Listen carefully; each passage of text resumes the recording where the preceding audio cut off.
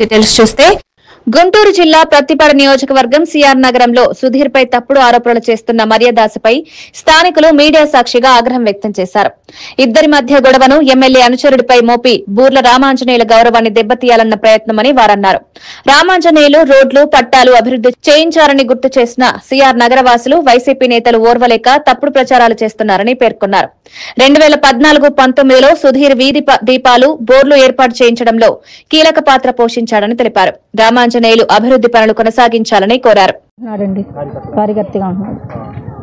కార్యకర్తగా మొత్తం అన్ని పనులు చేస్తున్నాడు, చెందుతున్నాడు. అమ్మాయి అన్ని పనులు కూడా దగ్గర చాలా వరకు జరుగుతున్నాయి. రోడ్డు కూడా సెలక్షన్ అయింది. అంతకుముందు కార్యకర్తగానే తిరుగుతున్నాడు, చేస్తున్నాడు. తన ఓన్గానే తిరుగుతున్నాడు, అందరి మీద పెట్టేం కాదు. ఇక్కడ లేదండి అలా ఏం లేదండి. అసలు అన్ని ఉత్తమ మాటలే అయ్యి.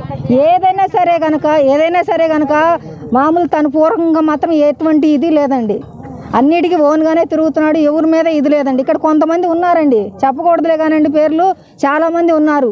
ఆ పార్టీ వాళ్ళు ఉన్నారు, ఈ పార్టీ వాళ్ళు, ఏ పార్టీ వాళ్ళు ఉన్నా కూడా ఏమీ జరగదు. 5:30 దగ్గర నుంచి 9 గంటల దాకా ఆఫీసులో ఉన్నాము. సీసీ కెమెరాల్లో కూడా మేము పడ్డాము.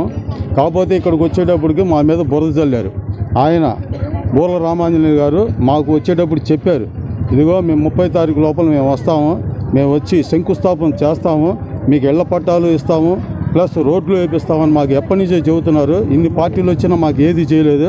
మా బూర్ల రామాంజనేయులు చేసి అవన్నీ కూడా ఓకే చేసి అంతా చేసిన టైంలో ఆకర్షణలో ఈ రకంగా బురద చల్లారు.